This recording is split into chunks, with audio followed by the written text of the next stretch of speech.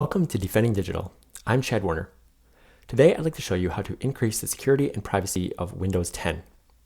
Now, with each new version of Windows 10, there are new settings and changes, so what you see here may differ slightly from what you see on your Windows machine. All right, so we're going to start by going into Settings. So click Start, and then Settings is this gear icon, and we're going to walk through the settings here.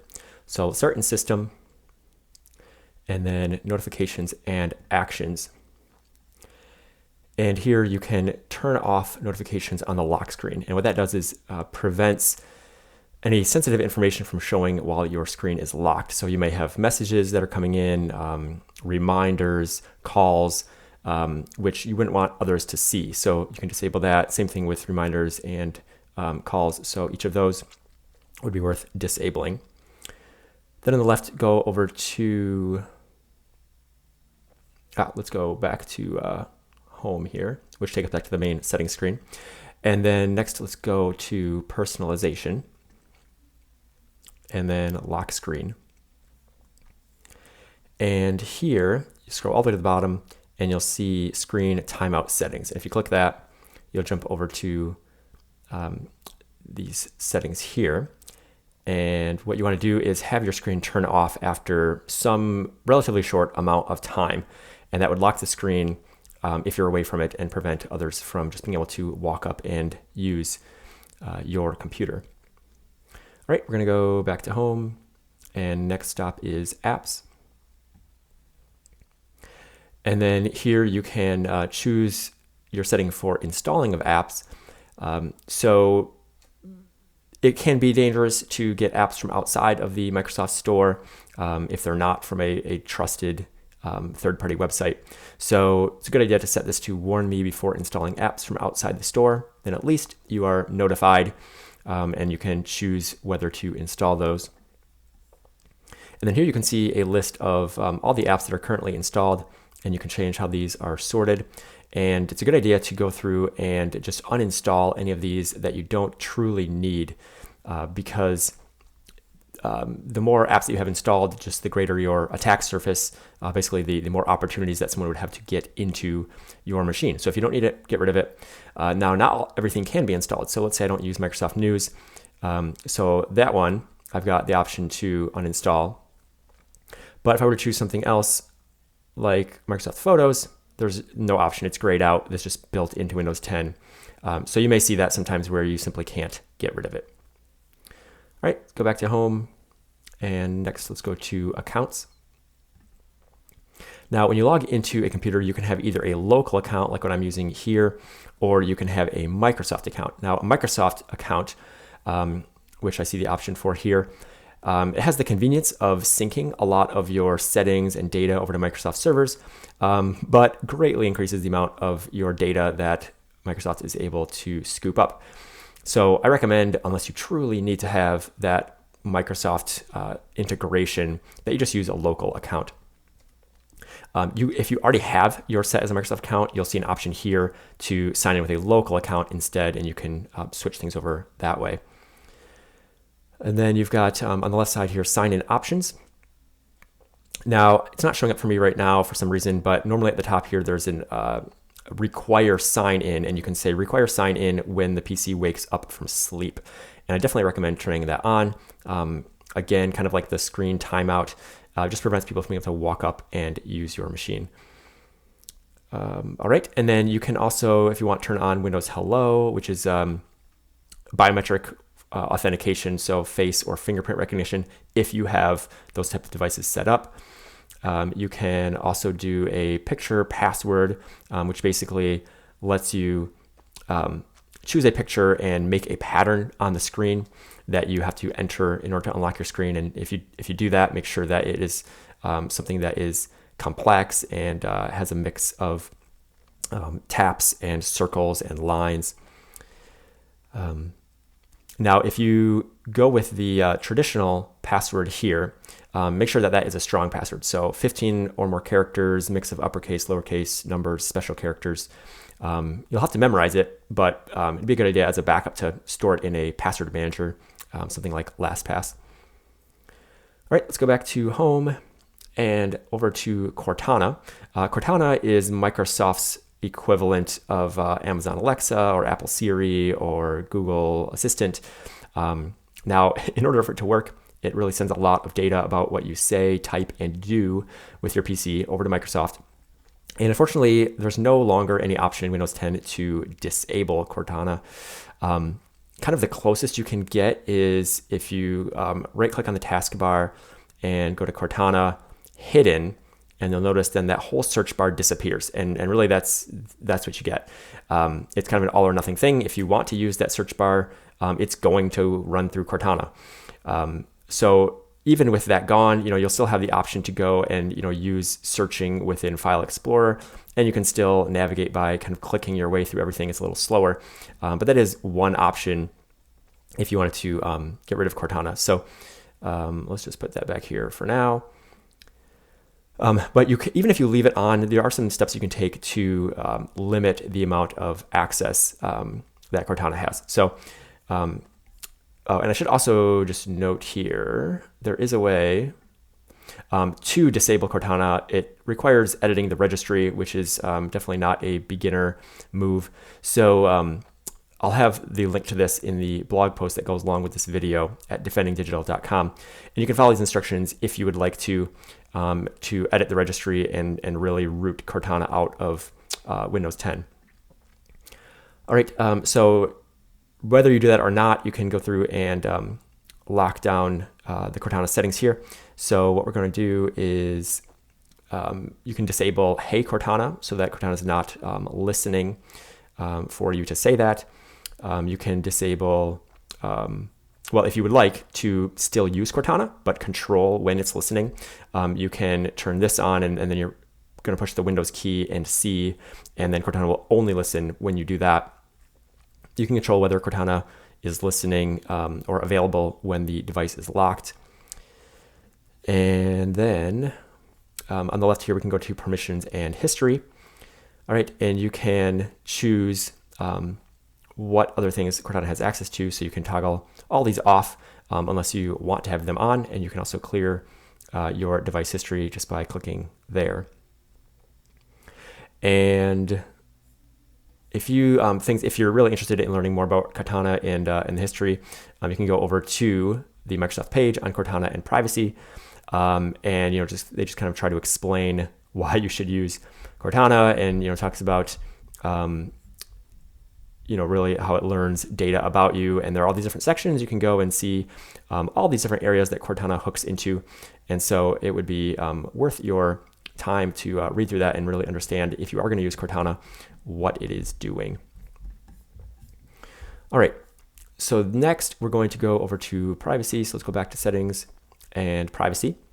And you'll see there is quite a list in the side here of different areas. So we start on the general screen. All right, and you can disable advertising ID. You're still going to get ads. They're just not going to be targeted to you. So it just reduces the amount of data that Microsoft is collecting about you, not turning off ads. All right, you can turn these other options off if you would like, just kind of limits, again, the data that is being collected there. All right, then you've got speech. And so if you do not want Microsoft's cloud services to be doing speech recognition, you can disable that. There's a note. Let's jump over to the privacy. So Microsoft has this privacy statement, which is quite long, but pretty descriptive, and says things like, when you use the Microsoft's cloud-based speech recognition service, Microsoft collects and uses your voice recordings to create a text transcription of the spoken words and the voice data. So they are obviously collecting that information. So it's up to you whether you want to provide that to Microsoft. All right, inking and typing personalization. So these are things that you type, as well as things that you would handwrite if you're using a touch screen. Whether you want those to be available to Microsoft's cloud services. Diagnostics and feedback. There's no way to disable this. So Microsoft is going to be collecting diagnostic data from Windows 10. You can limit it somewhat by choosing basic rather than full. And then you have some other options for disabling additional data, and then you can also delete diagnostic data if you would like by clicking here. Then we've got activity history. So you can choose to not store activity on the device, not send it to Microsoft. You can also clear the activity. So you can do all of that right there. All right, then let's jump down to the app permissions section. So you've got location. So you can set whether location is on or off. Now, I suggest turning it off unless you truly need it. Just a note that the Find My Device feature, which lets you remotely find and remotely lock your device if it is lost or stolen, that needs location to be on. So if you want to use that, you do have to have location on, and then you want to just lock down the location settings so that that's kind of the extent of what it's used for. But if you don't want to use that feature, you can just turn it completely off. All right, so if you do leave it on, then you can control some of the additional items here. You can clear your history. You can choose which apps have access to your location. So I would recommend turning that off for anything that doesn't truly need it. All right, and then this whole next section, these are all going to be pretty similar. So you're going to allow or disallow access to the camera. So this is just kind of a, hey, can anyone use the camera? Yes or no. Can any apps use the camera? Yes or no. And then if you do have those on, then you can go and choose specific apps. So only enable the ones that truly need access to your camera. And those steps are going to be the same for all of these sections: microphone, notifications, account info, contacts, calendar, call history, email, tasks, messaging, and radios. So all of these screens are very similar. All right, then you've got other devices. So if you want to be able to communicate with other devices, you can enable or disable that. You can see if there are other devices that have been paired or trusted with this Windows 10 machine. All right, then we have another section of settings that are pretty similar. So documents, pictures, videos, and file system. So you can choose whether people or services are able to access your documents library, whether apps can do so, and then if so, which ones can have access. So all of these setting screens of these four are the same. So you go through and turn off anything that doesn't truly need access to those areas. All right, let's jump back to the main settings screen.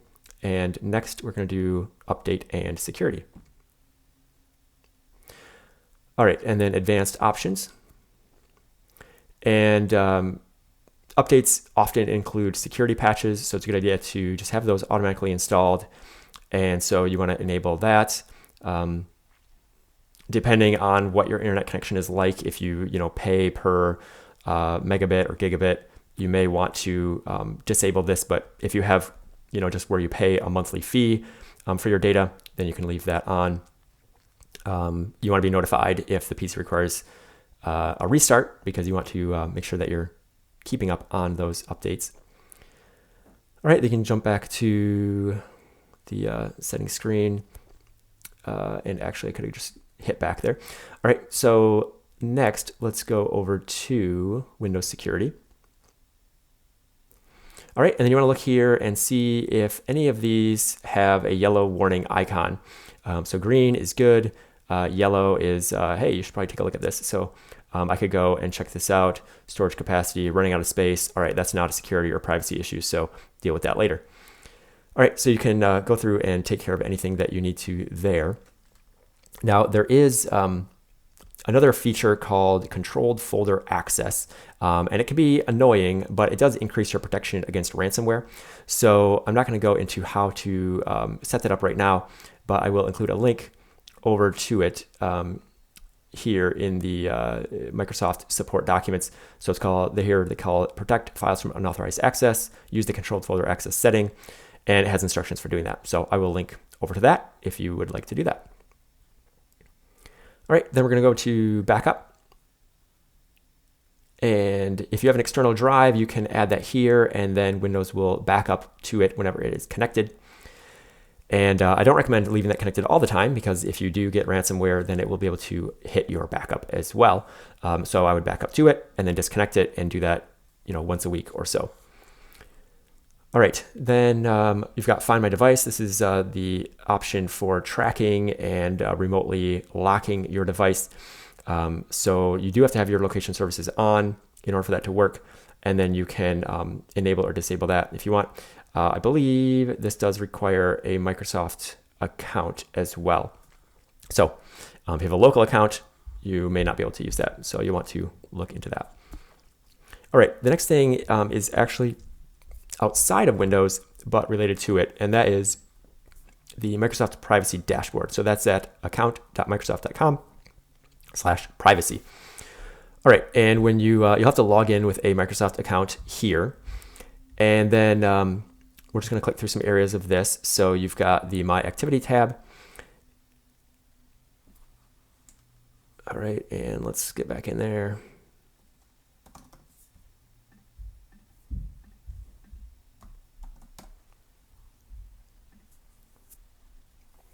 Okay, so here you can filter by type.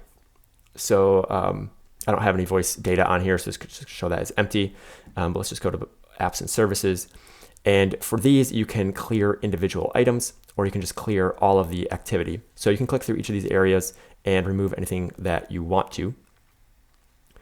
Then Cortana's notebook. I don't have anything in here because I've not been using Cortana, but if you have been, what you can do is you'll see here on the right, clear Cortana data.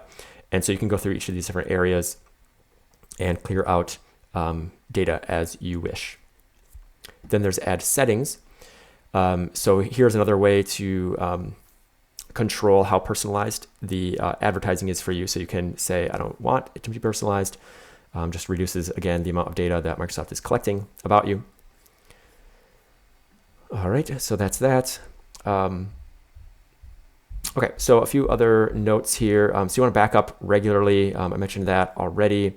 Good idea to also use a cloud backup service in addition to backing up to an external drive. I like iDrive. There are a bunch of others that you can use. In terms of anti-malware or antivirus, what is built in to Windows, the Windows Defender has generally pretty good ratings. So that is sufficient for most users. If you're visiting shady websites or installing shady software, or you have kids that use your PC and they like to explore the web, might be worth getting some third-party anti-malware. And so I've got those listed in the blog post that goes along with this episode at defendingdigital.com. It's also a good idea to run a Windows Defender offline scan monthly or so, because it checks for rootkits. So you can do that in here. So we went into virus and threat protection, and then you can go to scan options, and here's Windows Defender offline. So if you say scan now, that's going to reboot and then run a scan. But it's able to find some things that Windows Defender can't find just during its normal background running.